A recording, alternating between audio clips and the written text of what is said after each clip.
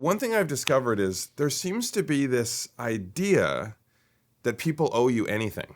And you got to get that out of your head because nobody in the world is going to go out of their way to make you successful.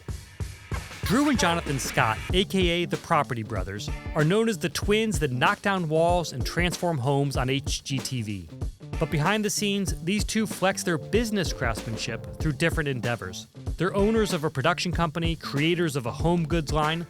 They have a vast real estate portfolio, they've written books, and one of them even co-owns a hockey team. Each of these opportunities was started strategically, leveraging lessons learned from each endeavor to propel themselves into the next venture. This is how the Property Brothers flip opportunities.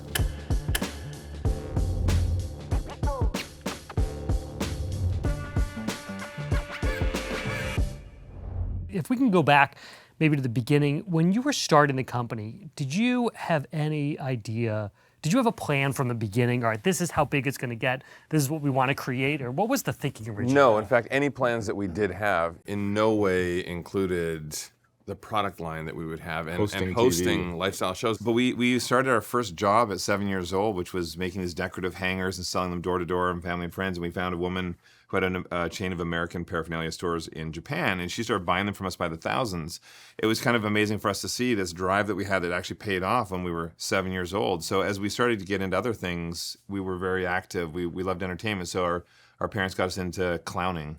So we were clowns for Parks and Rec, and then we got into acting and then into real estate, and then that turned into what Property Brothers became. If I look right now, I can see a very clear path back from where you are now to how you got started. Like, oh yeah, we're doing this, now we're gonna add this. How did you know that you were building towards something, or is it only when you look back you can see that? Yeah, it's also, you have the fear of being scattered. That's the whole thing. You know, how do you focus? And so for us, we wanted to be successful. We knew that in order to fund our creative passions, we needed to have money to do that. We never had a problem taking kind of a crappy job because we knew that it was a step towards something a little better. When we got into real estate, a buddy of ours was like, well, we're moving out of this lease. The lease hasn't changed in 10, 15 years, so it was pretty cheap. So we're like, well, we'll take it over. And we ended up living rent-free for a year. We fixed up the basement, put in 2 more rooms, and we were actually making a profit off of this rental. And that money that we raised was our down payment for our very first house that we bought.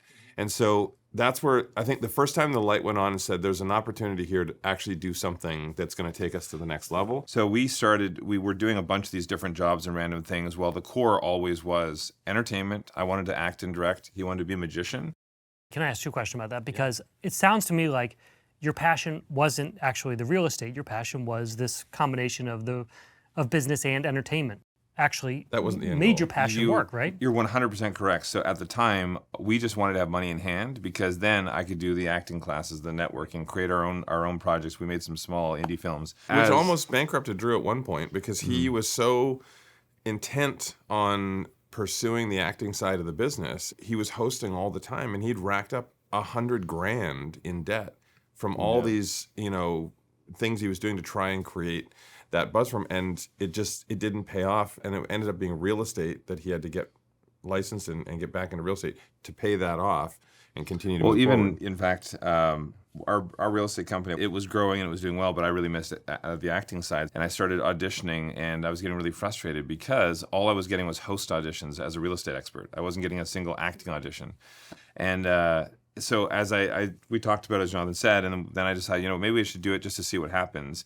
And I realized because we have an improv background, comedy background, it actually made for a good host. So I got in there, I got this interest in a show that was called Realtor Idol. It was basically American Idol for realtors, and it was terrible. But then I pitched Property Brothers, something that could grow a brand, we could have products, we could do different things that inspire people. But the thing that was funny, we started doing appearances at home shows and things like that where people would hire us to go and talk about, what we're doing. Well, all of a sudden, in the second year of us being the Property Brothers, we cleared $1 million in speaking fees. And we thought, we don't want to spend as much time doing that, but what if we roll out a products business? And so we actually went to the company at that time, the production company who was producing the show, and said, we'd like to start a product line. This was now year 3 of our Property Brothers era.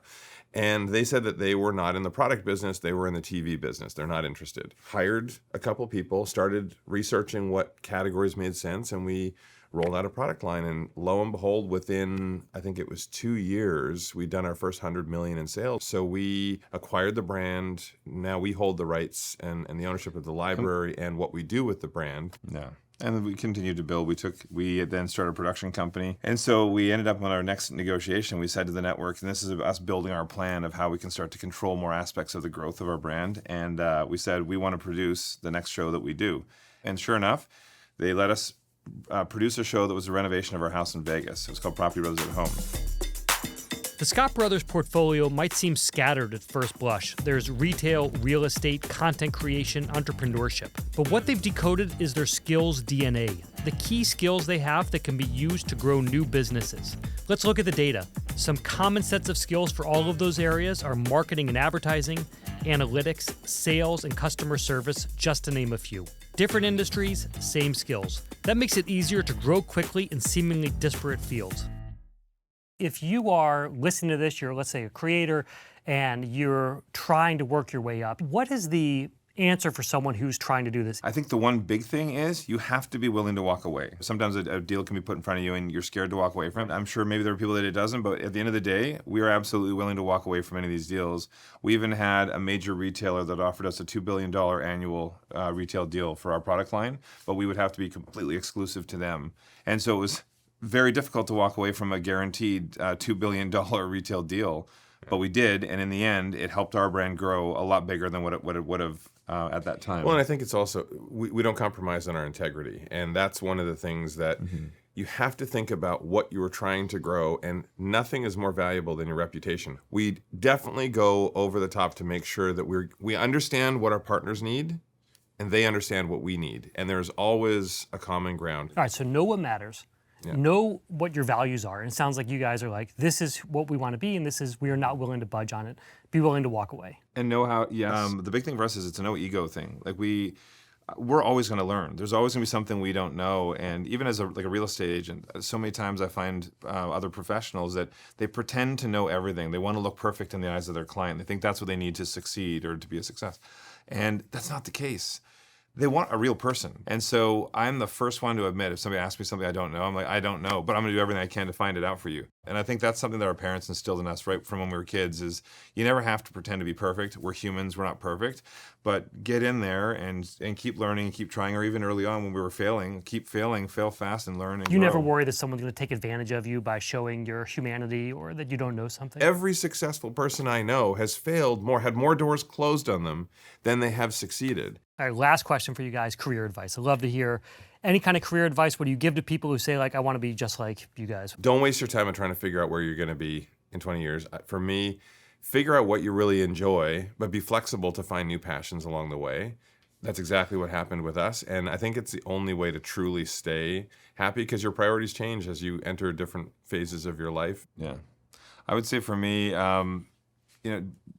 everyone makes excuses in their head why they shouldn't do something. Get that little voice out of your head. For me, what I do is the moment I hear it, I just jump in. The more you get addicted to that idea of going against that negative person in your brain, it actually builds strength, and you'll make mistakes and you'll learn and you'll grow, but at least you got in there and did it. The one thing I've discovered is there seems to be this idea that people owe you anything. And you got to get that out of your head because nobody in the world is going to go out of their way to make you successful. I see so many young people get so stressed out because something didn't happen. Why didn't they do this? It's not on them to make you a success, and you're just beating yourself up for no reason. A no is actually a good thing because it's putting you in a direction of not wasting your time anymore and moving somewhere else. Like Dad said, when someone says no, find that you can't do something, find 5 ways to do it. You'll find another path. Here's what stood out to me. The Property Brothers have a very clear sense of what they're good at and what matters to them. They know their core skills and they know their core values. That helps them spot what to run to and, maybe more importantly, what to run away from.